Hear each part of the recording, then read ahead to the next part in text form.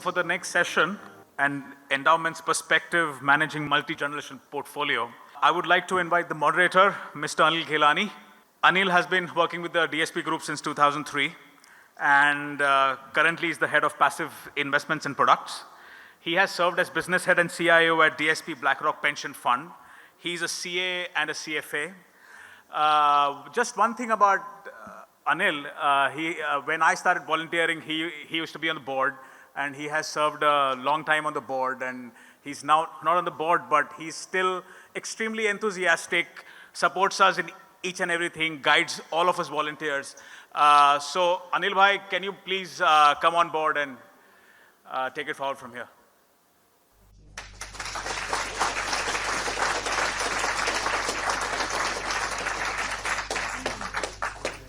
Well, thank you very much for the very kind introduction, and wish you all a very warm welcome, friends. Once again, back after a very engaging lunch break and a good networking session. We are here for one of the very interesting sessions of the day. I think just to get started with the session for the day, I think one very interesting thing that we spoke about in the morning, that how to look at global macros, how to connect it with Indian markets.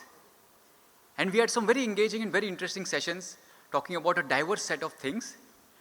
But friends, for all of this, one very important thing that comes to mind is a time horizon.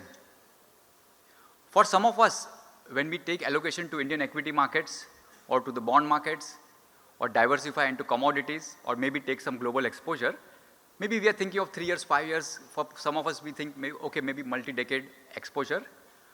But there is a very large allocation which is happening from certain set of investors who think of multi-generational wealth management as well. And today, friends, we are very fortunate to have one such pioneer who has been heading India's first endowment fund. It's my pleasure to welcome on stage, sir, Mr. Lakshminarayana, very fondly known as LAN in the investment community. LAN, sir, is currently the Chief Endowment Officer at the Azim Premji Foundation, which I said, sir, is one of the first in India and as of today, globally amongst the top 10 endowment funds. LAN, sir, has been very kind with his time, not only just for today's event, but over the past couple of years, where he has been a very strong supporter of the CFA Society India platform. And as a part of his core focus area, he has an illustrious career where he was earlier with the entity, the Wipro Limited, as a chief treasurer, as the chief strategy officer, and the CFO of the IT business. So very diverse and excellent experience in managing money as a treasurer and now managing money as a part of one of the world's top 10 and India's first endowment fund. LAN, sir, wish you a very warm welcome.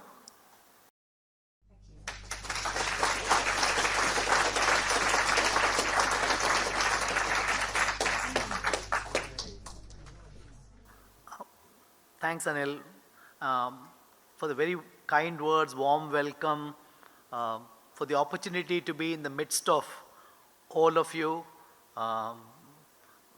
This is, I think, my second time with the CFA Institute, except that today I sort of feel like a night watchman in cricket.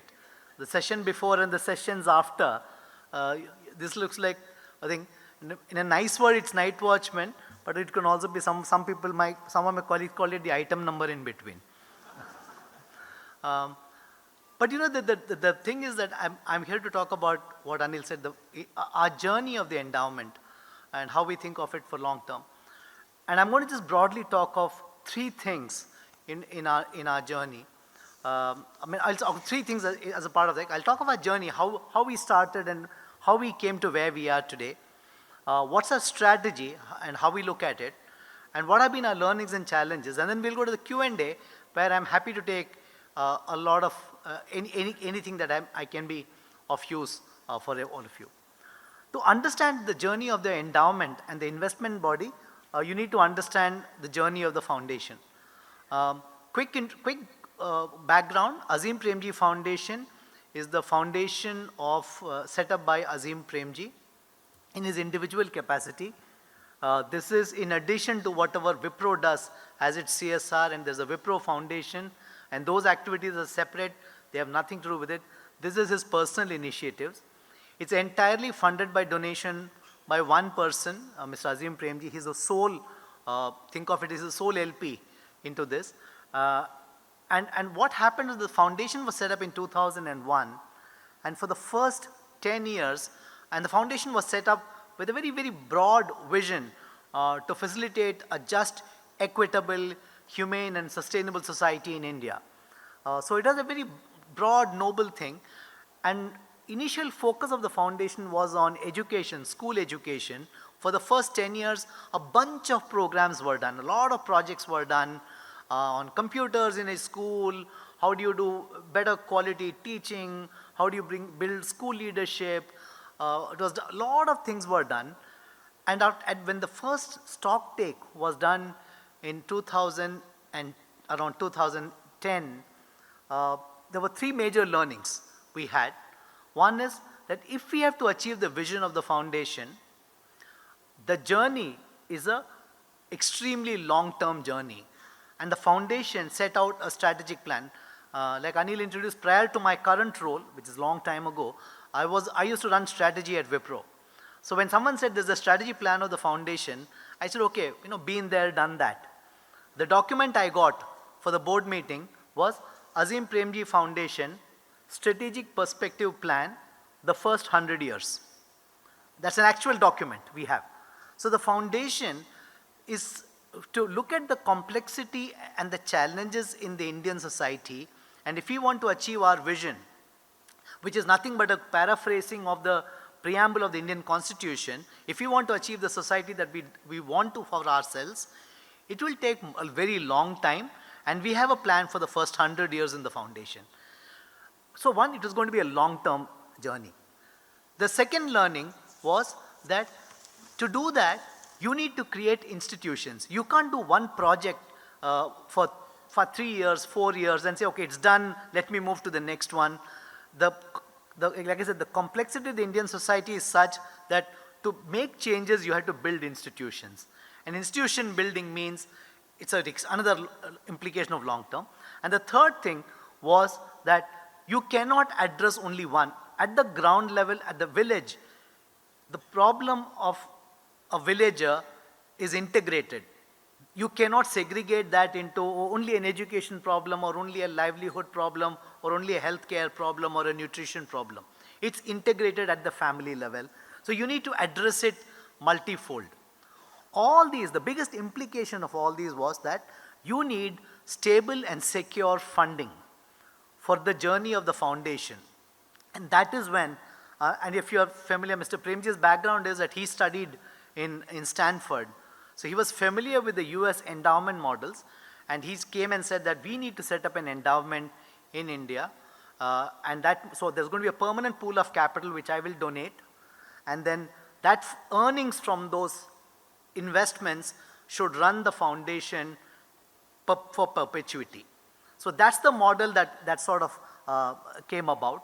So given this background, we started the endowment. The first announcement of setting up was done in 2010 towards the end, which is when it's also announced that I would move in to set up and run the endowment. And the first tranche was transferred sometime in end of 2010, early 2011, where Mr. Premji transferred $1 billion worth of shares in Wipro to a trust, which is the Azim Premji Trust, which is the vehicle for setting this up. In the first 1 year, so that was done in 2011, I moved in 2011. For the first 1 year, Mr. Premji, till then, by the way, as an aside, Mr. Premji had never ever given away a Wipro share in his life. And the history is that in 80s, if anyone wanted to sell a Wipro share, he would buy it. Okay? So he would never sell. So for the first 1 year, I had shares which I could not sell because Mr. Premji loved them so much. And I had no income because so effectively I had no money to manage. Okay? So I used that time to do two things. One is I used that time to first understand how endowments all over the world worked. And two, and therefore contextualize it to India and the Indian setup, both regulatorily and market-wise and socially and stuff like that. Second, I understood the foundation. I spent that time to understand what the foundation does. So that's what happened. Between 2012 and, long story short, 2012 and 2017, Mr. Premji continued to make more and more contributions. Some were made public, many were made public, some were not made public.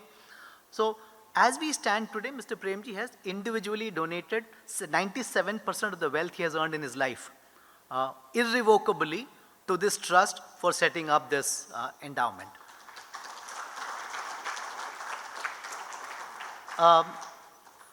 The corpus of the trust has two components. One is the ownership of Wipro. The endowment owns 66% of Wipro. So for every dollar Wipro earns, 66% goes to a charitable cause. And there is a non-Wipro asset book. The non-Wipro asset book that we have is split into two strategies. The first strategy is what is more visible publicly and many people know of it, is our direct investment arm, which is called Premji Invest. Premji Invest was set up originally as a family office of Mr. Premji's, and as a part of the transfer in 2017, the family decided that they didn't need that money for themselves, and that also got transferred to the Azim Premji Trust. So Premji Invest has a strategy which invests directly in equities, public, private, India and internationally. So that's the strategy of Premji Invest, direct investments in equities. And then there's another pool of capital that the trust runs, which is a much low profile thing, where we invest in all other asset classes, but in India only, and I'll talk about that why so, and we invest through managers. Premji Invest is a large team, the other team is a small team. I'm a common factor between the two. I sort of have a bit of a role in both Premji Invest and the other pool of capital, as I have in the foundation also. So that's the broad, the journey of how the endowment came to be. Like I said, today the way it runs, two strategies, direct investments, public, private, through Premji Invest brand, and investment through all other asset classes through managers, and obviously including, equity, non-equity, all of them through managers, through the Azim Premji Trust vehicle. So how do we think about our pool of thing?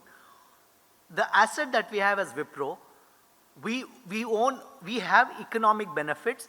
We do not participate in the running of the company.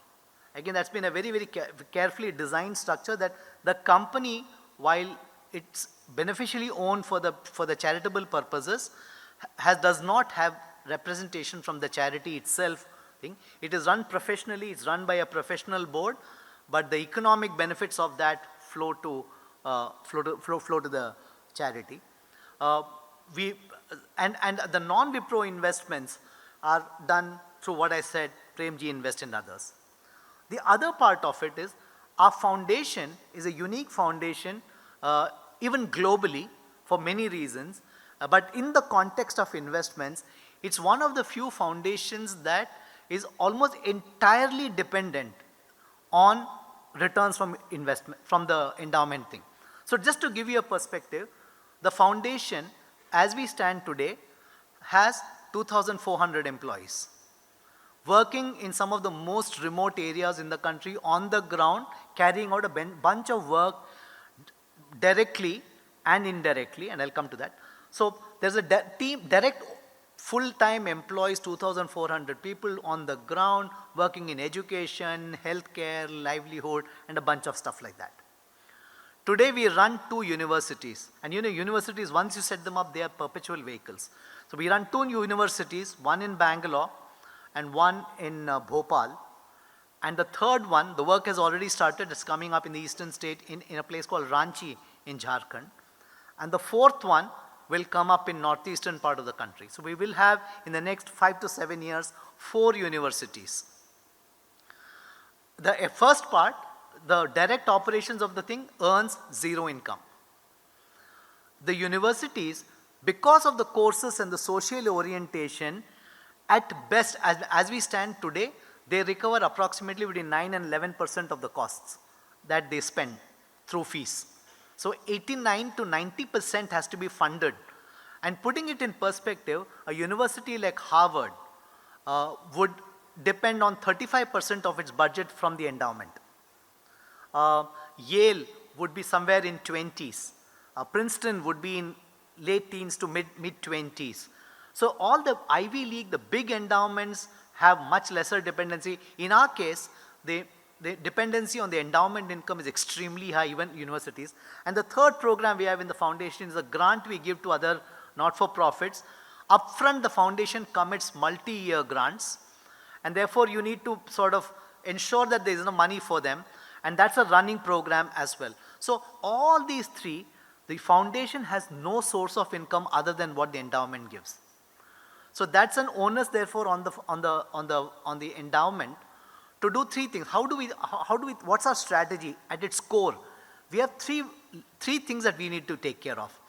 We have to ensure that the foundation is funded when it wants, how much it wants, for whenever it is. Okay? Which has implications on liquidity that we need to generate, as well as the quantum of return that we need to generate. So we balance that to a very large extent. The second is, because it's meant for a long-term, perpetual kind of a vehicle, the corpus has to be protected for inflation. Because the inflation, obviously, we all know as investment professionals that inflation eats into the investment corpus. So we have to constantly protect the corpus for inflation, and on top of that generate return to fund to the thing. And the third piece, which is absolutely unique in India, is we have to do all this after paying full taxes. Because in India there is no concept of endowments, and if you want to take a tax break, your investment avenues are dramatically restricted. You earn income, pay tax, with the post-tax income protect your corpus for inflation, and after that pay out what the foundation wants. So that is a large challenge that we run. So our strategy has to focus on taking care of all these three. So all these factors play a role when we choose assets, when we choose instruments, as to how we allocate among these. Okay? So that's the second part. The third part which I mentioned in the thing is, therefore we need to have a very good handle on how much we will spend and when. One of my learnings, we started the journey in 2011, and that was closely after the GFC. So I took a lot of learnings from all the great large endowments, and so one of the things I learned was that you need to know your beneficiary extremely well. So today I have a role where we have a system by which literally every quarter we do a 6 quarterly projection of cash flows of the foundation, so we know what's the cash flow needed in the short term. And every 6 months we do it's a rolling 6 quarters, and every 6 months we do a rolling 5-year projection of what the foundation does. And of course, I'm very deeply involved in the strategy of the foundation, so that we know what sort of this comes through that. Therefore, therefore that's very important. And another aspect of this thing is that you can have, as you look at this thing, you must also envisage things today which may not be visible tomorrow. So I'll give you 2 examples which have happened just in the last 1 year, and I'll come back to one more. And I'm talking of I'll come to the learnings in a while, but I'll start with this first learning. 2019, we had projected both 6 quarters and 5 years. And in 2020, we had COVID. And the foundation and Mr. Premji decided that we would go into COVID relief, and the foundation would commit 2,000 crores for COVID relief. Okay, which is very noble. By the way, that was the 3rd largest commitment by an individual globally for COVID relief as an individual. Okay, it was massive. I don't want to go deep into it, but effectively, foundation led to vaccination of 8.7% of India's population. So massively good work, but it completely messed up our lives. as investment professionals, because suddenly we have to pull out 2,000 crores from our corpus and from our investments and make it more. And by the way, the other program, the foundation slowed down but didn't stop. So because we are mostly employees, right? So the employees are still paid salaries. So suddenly we had to pull out. So that can suddenly come up. Okay, that's one example of a shock. So the second thing, strategy evolution. So the foundation does a lot of things. In the current year, in the current fiscal year, one of the themes that I've taken is, since the foundation works in school education, one of the experiments they are doing is the connection between nutrition and child development. And there's enough scientific evidence to say that if the child nutrition levels are good, the child develops both physically, cognitively, mentally, much, much better. So for many kids from poor sections of society, who they study in the Indian government schooling system, the public schools, for them the only good meal they get is the school midday meal. Okay? So in the school midday meal scheme, the governments give typically protein one day, which is eggs or egg equivalent is given on one day, and other days it's not given.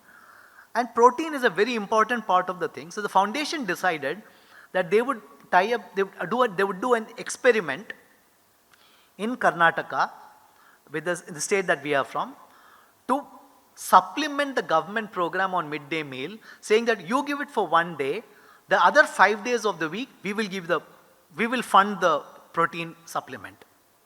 Okay? It's nowhere in the plan, it was not there last year. Implication, it's a 1,500 crore commitment. Again, our cash flows have gone for a toss this year. Okay? Now, can we come and protest and think? When you have a very dependent foundation, and the priority is very clear. The other learning is when you are in a multi-generational thing, you got to be very clear as to what's your priority.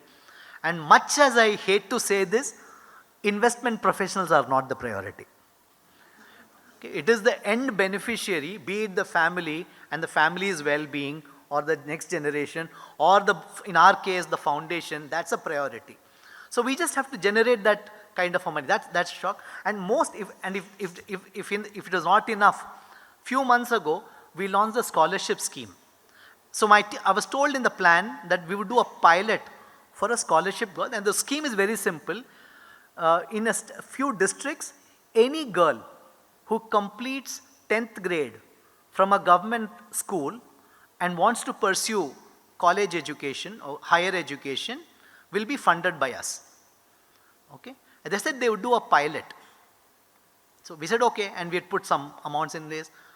Except that I have been told recently the pilot number will be roughly 35,000 girls. Okay? Now, we will do the financial implication, and they have already said that the next year number is going to be 150,000 girls, at least. And again, wonderful thing, we are very happy for those girls because for them it can be life-changing, but has implications for us as investment professionals. So priority in a situation of multi-generational long-term thinking will never be the investment. Say, I can't go and say that, you know what, I have to break this, I have to do something different. My boss is one line, that's your problem, solve it. And I'm still answerable at the end of the quarter, at the end of the year when I measured, saying I still have to generate, I have to protect it for inflation, I have to pay the tax, and I have to meet the needs of the thing. The other thing is that when you're doing extremely long-term, multi-generational thing, you are not trying to beat a benchmark. You are trying to meet what the needs of the long term are. So we are not, in a foundation context, I am not happy if the markets are -4 and I'm -2, because I am still required on 1st of month to pay salaries to my staff. So one can say it's an absolute return rate, but it's not just that, it's more than that. That orientation is saying that I'm not saying I'm benchmark agnostic. I've got to obviously see that that's the direction of the market, but that's not the main part of my life. Third thing is that, and level of inflation changes. When I started the journey in the endowment, and we all know it, we are professionals here, but in 2011 and 2024, our view on inflation has changed so much. And I've got to keep tweaking our model and our required return for that. Okay. I also want to say, I mean, just since I gave the examples of, COVID and scholarship and other thing, I don't want you to leave an impression that it's all only one way. It can be the other way around. In Bangalore, we wanted to construct the university. The university construction got delayed by 5 years because of the time it takes to get approvals to build a thing. Because those who are familiar, the university in Bangalore has a student hostel which is 40 floors tall. And therefore, it required some airport authority clearances. And that ran into a whole thing. So net, I'm allocating cash for university construction but not using it. So I had the other problem also once in a while you deal with all that kind. So liability modeling is a very, very part, and this is true. While I gave the example of the foundation, it's also true when it comes to families, because families have liability modeling as well. Finally, and I want to, no, not finally, last but one, regulation are a big deal. I talked of one regulatory challenge already, which is taxes. Most other endowments in the world don't have that as a challenge, and most of my peers in other endowments, when I talk to them, are shocked at it. But I said, this is the reality.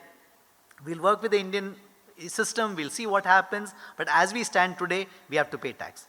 Similarly, the ability to invest outside India, so you can't diversify, because of the regulations on currency, we are not allowed to invest outside India.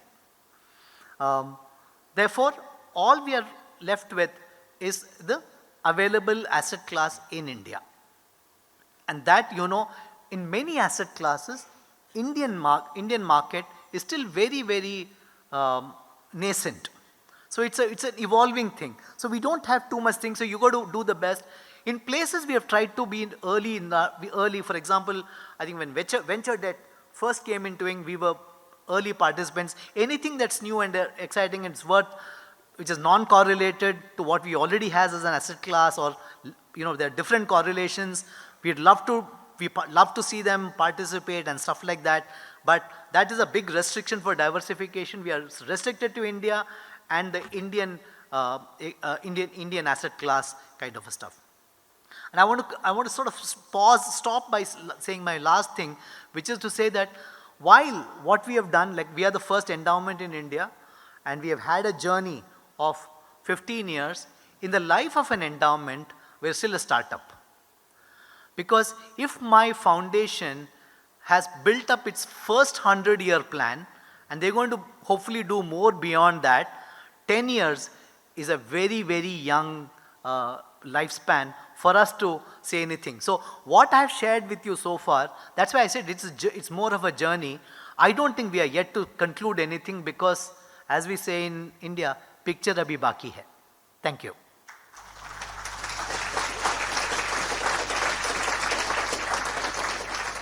That was a very, very engaging trailer. Picture abhi baki hai.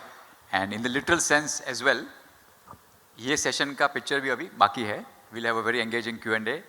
I have got a lot of questions already come up on the tab. I urge all of you to make use of the app. If you already haven't explored it or downloaded the app, it's very powerful. It will help you not just to pose the questions for answer, but it will also help you to network internally within all the participants of the event. So do make use of it, and it will help us in a more engaging chat. Lancer, I think one very interesting thing which I heard when you were having the discussion, and it related to me in a very strong way, that when you are looking to invest, the objective is not to beat the market, but it's to meet certain long-term goals. And I think it relates very well even to many of us when we are investing our personal money, or if we are advising our clients, that let's focus on how to meet the market and focus on your specific life goals. And linked to that, sir, if you can share your understanding of how to grapple with this kind of situations when, let's say, you give an example, sir, that market is down, let's say 4 or 5%, what to do in such situation, and some of your learnings from the starting point. Like you were fortunate, you mentioned in a very humble way that you were fortunate to start just after GFC, the global financial crisis. So what are some key learnings which can be incorporated in day-to-day portfolio management by some of the friends watching us over here or online? Well, I don't know how much you can use that. All of us say, past performance is no indicator. So past crisis is no indicator of crisis that's going to come. Couple of things is that, I mean, at one level it's almost theoretical. You need to have a view on the assets you can invest, and the expected return and the weightages. And you constantly evaluate all these three parameters. And we do that very rigorously. I would say almost, we look at it every month, but we really review it at least once a quarter, or at least once in 6 months, very detailed on all these three parameters, right? What's the weightage, how much is the thing, and not necessarily to change it. I don't think we do changes dramatically because it doesn't happen, but it tells you what your expected return. I have also told you that how we look at end goal. The first stage is what's your need, and that need is clearly defined because I know what's the expected spend that's going to happen in the next 3 to 5 years, and we take that and work backwards. So it might look like a mathematical exercise, but in the process of doing the math, you ask yourself a lot of fundamental questions. I think that's what I want to leave with. When I went in 2010, and I was just telling Anil before the session, I was fortunate that even David Swenson, who's considered the father of endowment investing, he spent about 45 minutes with me when he heard that we are setting up India's first thing. The only thing he said is that don't question your assumptions regularly. So if illiquids were the way all endowments made return for the last 15 years, he said that GFC taught us that illiquids can be very dangerous as well, right? Similarly, so constantly question, if you are, in investment we talk of thesis creep and thesis revisiting. We should do that not just at an investment thing, but also at the fundamental asset class level. You do that, I think you will get a lot of answers, and if you do it brutally, honestly, I think it will help you stay grounded. No guarantee you won't make mistake. We have made our set of mistakes, but I think that helps in keeping that. Sure, sure. And I think very interesting, and connecting that with one of the very engaging questions which has come up, that you mentioned also that you like to invest in managed products. So does that mean managed products would be products managed by, let's say, asset managers? And is there some kind of a good mix between, let's say, actively managed funds versus passively managed funds like index funds and ETFs, which are picking up very fast in India? So do you have some kind of a view on that? Yes, we use both. So first is that yes, we use when I say you invest to managers, they are external managers. We don't hold in this book we don't hold any direct equity exposure. For that matter, we only do it through managers. And in the managers, we have a mix. We have internally a view on how much we should have on passive, but the other way also we use it is that if you have a total allocation for equities and we are yet to find active managers, till that time it sits in passive. So we use it a little bit both, but we look at managed funds very thing, and we have even right through the phase when active managers didn't perform well, we think there's a value that active management brings, and it's a style difference, it's a strategy difference, and we value it for that.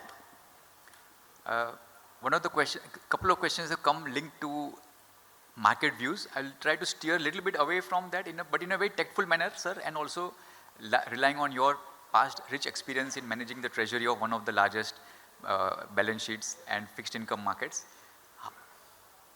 Not exactly fixed income market view, but how do you view, sir, the current inflation trajectory, and do you foresee that in the next couple of quarters we could see some changes in the interest rate landscape? So when you're investing for 100 years, ideally you should not think about what happens in a few quarters, but that's not how life is. In real life, you're every day bombarded with, if Bloomberg was not enough, now WhatsApp also comes into it. You get a lot of triggers onto that. Okay, so our own view is that we will see some amount of on the interest rate specifically, and in India, and I'm making it very clear, I think we will see some softness coming ahead, but we also think that it will be shallow, because inherently, if there is momentum in the Indian market, and the fiscal is where it has to be, and if there's a slowdown and there has to be expansionism and stuff like that, it can't be a very deep cut. Inflation is still high. In India, inflation is structural. It's not easy to sort of get rid of this, but the target for the central bank is a inflation target. So yes, we do expect some softening, but I don't think we're going to see, our view is that we will not see a very great deep cut. Sure, great. Another very interesting point about the investment composition and evolving changes. And in the earlier session in the morning also, a question had come up around would cryptocurrency ever feature in the portfolio of some of the asset managers? And do you feel, sir, that for maybe not specifically your particular fund, but for endowments in general, and maybe for yours as well, if you don't mind sharing that, how is the asset class mix evolved? And in today's market scenario where there are a plethora of changing dynamics, where let's say 5 years back nobody could ever imagine that there could be a regulated Bitcoin ETF, but now it's a reality in some of the global markets. So do you see that across such multi-generational portfolios, how the asset mix has evolved, or how it should be looked at going forward? Sure. And I'll answer that specifically in the context of a large multi-generational long-term thing. Yeah. Because again, with due respects, and I'm assuming it's a closed door, right? We don't have. So I mean, sir, I'll tell you, because endowments I meet all the endowments globally regularly. 3 years ago, everybody was asked, every endowments board asked them, what's your crypto strategy? right. 2 years ago, 1.5 to 2 years ago, they were asked, what's your India strategy? Every endowment was, India is such a big thing, why are you not there, or how much are you there, why are you not more, what are you doing to increase it, and stuff like that. In my last visit, everyone had to have an AI strategy in investments. And they also have to have an AI strategy for how they will use AI in their own business. And boards were asking those questions. Okay? Now, one of the things that you need, but the more stable endowments, and the way we have looked at it, is that for any asset class to become investable for an endowment, it must have depth, it must have some history, because that's when you can do some statistical analysis on them, and it must have a set of credible participants. And again, I go back to the core point, I don't think endowments or multi-generational money needs to have FOMO. Yeah. I am not the first in, I remember when I was running treasury, India's option opens for rupee opened up. There was a rush to do options on the first day options opened up, because everybody wants to, I did options on the first day. And I said, why? The pricing was much better on the third day to do a rupee option, right? And that's what makes sense for a corporate treasury. So you just have to not have in your long term, I don't think you should worry about the FOMO. If you do that, I think you can, so going back to your question, I think you should look at these asset classes. I think the asset classes themselves are very, very interesting, and we constantly monitor them. For example, I know an endowment out of Europe who's looking at energy with a specific focus on mini nuclears as an asset class. They think that there's going to be a proliferation of micro nuclear fission and fusion plants, and there can be interesting opportunity. If you're early, your returns will be whatever, million X kind of a stuff. Very interesting. But I said, look, good to hear, good to learn, we'll wait. It helps that we are in India where none of these have happened. Yeah. So at least we don't ask, what is your crypto strategy? Crypto strategy, we say it's illegal. Okay. That's a great thing. And besides being legal or illegal or the borderline of that, I strongly feel that till the time as an analyst, if we are not able to get a handle or grip on the fundamental factors driving the risk and return of that investment or that particular asset class or that security, I mean, that's a fundamental context when we learned our CFA L1, L2 and L3. Absolutely. So, very well put. Yeah. That's right. That's right. Sir, now a little bit again shifting gears to behavioral finance aspect, and something very interesting I caught when you mentioned that where there is a dependency on a single donor, how to manage that particular allocation of capital, or in some other way, many of us, let's say, are not managing endowments of this sort. For them, it could be linked to how a ALM or a asset liability management for any kind of portfolio or any kind of fund would be. So any insights or any learnings about how you manage that behavioral aspect of Yeah. thinking of the money. Spend time with the person and understand what they really want deeply. Fortunately, again, I'd worked with Mr. Premji for several years before I moved to this role, so I knew him well, and more importantly, he knew me well, and he knew my strengths and limitations very well. So that helped. But in general speaking, and I was sharing this, I met one of the first CIO of Hewlett Foundation as a part of my studying endowments. And he told me that your biggest challenge is not going to be investments, it's going to be managing that one boss who gave you the company share and he'll tell you never to sell it. Because for him, that's the best investment he's made in his life. But that apart, for example, if you're talking of, and I've worked with a few families, it's very important for the investment manager, for example, in a family situation, to understand the family lifestyle and how it evolves, because that determines the cash flow needs for the future. And that determines how you will invest today. You need to understand, similarly, if it's a foundation, you need to understand, that's why I'm deeply involved in the strategy of the foundation, because I know that if next year there's a plan to build 750 creches, I know the cost per creche, and I've got to put that into my, if not into my main investment, I must have that in the buffer cash.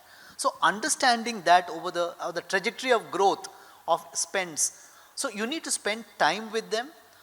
Both, I would say, both part of your brain, the left and right, one to understand the numbers and how the activities will flow, the other also to understand how the intent is.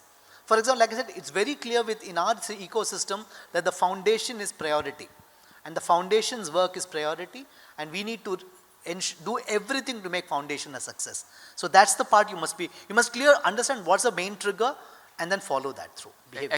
Excellent point. And I think it will help many of the participants who are also in wealth management or managing maybe individual clients or individual investors as well, that this is a very important thing to understand what the client's need is going to be and take a judgment based on that. Now, Lance, just changing gears into something a little bit different. I mean, over these past almost startup phase of your endowment, very beautifully put it, sir, that the first 15 years are seeming like just a first initial days because it's a startup. Do you see that there is some cultural change happening that, and it's a fortunate thing, like how, I mean, you described that, Mr. Premji sir, I mean, how he has been so open with his way of allocating wealth. But are you seeing a cultural shift in Indian communities or in Indian, how should I say, entrepreneurs, whereby more promoter families are leaning towards or aligning to this kind of endowments? So I think I think there's a very large number of entrepreneurs and business houses and even including new age entrepreneurs who are setting up family offices. Most of them are doing it for multi-generational one, to ensure that their future generation is taken care of and the wealth is transferred in a most efficient and inflation adjusted way to the future generation. And therefore they're putting in structures in place and trying to think of it very systematically. I think the journey of philanthropy is still young.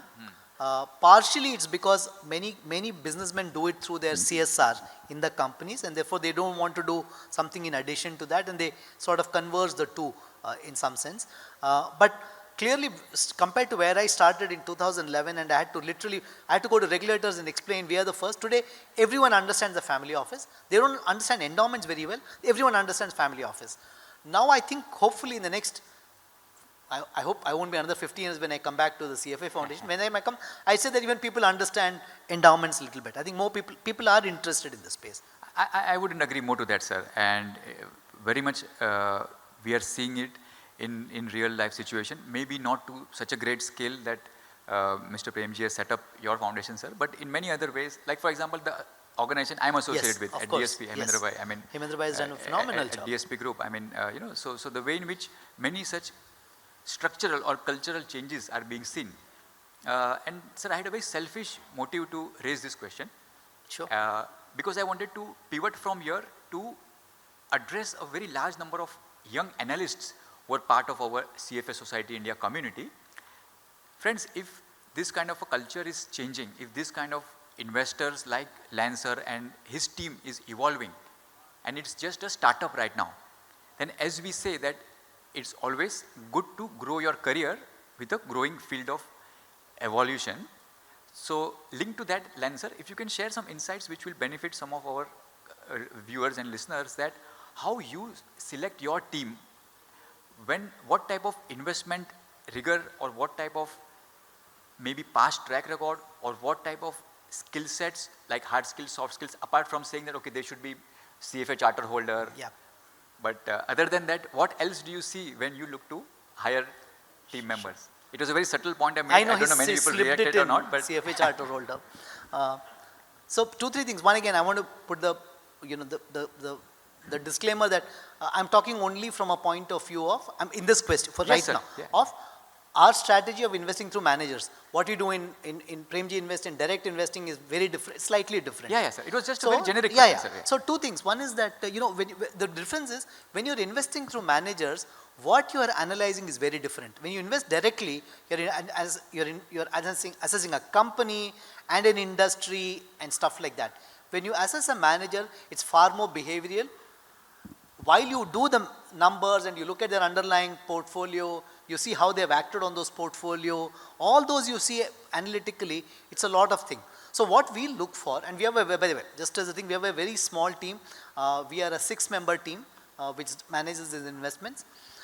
What we predominantly, it's an aptitude to think long term and not get swayed. And again, I want to add one point which I think Anil Bhai also referred, which is long term also from a career point of view, because look, investing through managers is not sexy job.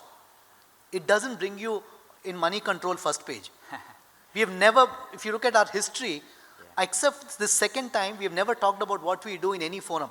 We did that in CFA few years ago, we are doing it now. We don't talk about what we do. Our job is to always give view to the foundation. We talk a lot about what the foundation does. And that's the thing. And that I think is an attitude one. It's an aptitude. It's not a, so we look for aptitude, learnability, and the usual stuff. We look at learnability, we look at ability to have long conversation, take in a lot of different data and try to connect dots. Those are stuff that we try to look for in this. Direct investing is slightly different. Orientation of long term is still the same, but it's company specific, industry understanding, connect between macro and the thing, global and India, all those things are common between the two. No, that was very helpful. So friends, I think what Lancer is trying to say that though there is a very small team, a lean team, but they have a very different skill set, a very different aptitude, and like we always say that to be successful in this type of roles, you need 2 things. One is the right attitude and the right aptitude. Absolutely. With a strong foundation of ethics, yes, which all of us across our L1, L2, L3 and across our ongoing professional learning have evolved in a very deep way. Absolutely. It was very engaging to hear Lancer. I think as we wrap up, I would like to just summarize one thing. It's really something when you are managing your own money, when you are managing money for some particular clients, where you have to beat the market because you are taking very aggressive positions, you are doing your deep research and doing it with a vision to come on money control like sir mentioned. But it's something very different. You need a very different wiring in your mind. You need something very different to align your professional journey with the journey of the endowment, which will in a great way impact the lives and the livelihoods of a large number of people whom you possibly will never even meet in your entire life. Just want to add that, one of the biggest things that for us, and we make it absolutely mandatory for our team, is to go and spend time in where the foundations work as. That grounds you totally. People can complain about not getting a 300% bonus till they go to a livelihood farmer in Jharkhand and say that he's thrilled because his income has gone up from 5,000 rupees to 6,200 rupees in a month. And he's absolutely over, just grounds you dramatically. So absolutely. being with, where like I said, understanding your beneficiary is a single biggest, and that's true across, it's what we say, know your client, right? That's what it is. It's the KYC of investments. Absolutely, absolutely. It's the KYC of investments. And with that, friends, I would like to once again thank Lancer Like he said, this is the second ever time that the foundation has been in front of a public audience to share their insights, and some of the numbers, some of the activities, some of the insights that you shared about it were excellent. We wouldn't otherwise have ever got a sense of that, and in my view, it would give a lot of motivation to many young charter holders and candidates also to try and align their professional journeys to this kind of a very unique way of managing money. Thank you very much, Lan sir. Greatly appreciate. Thank you. Thank you for the opportunity.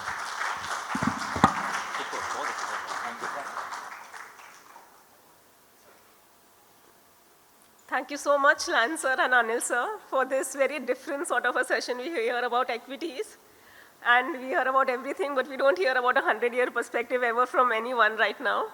To honor Lan sir and Anil sir, I would like to call Ms. Aarti Porwal, Country Head India, CFA Institute, to please present them with some mementos.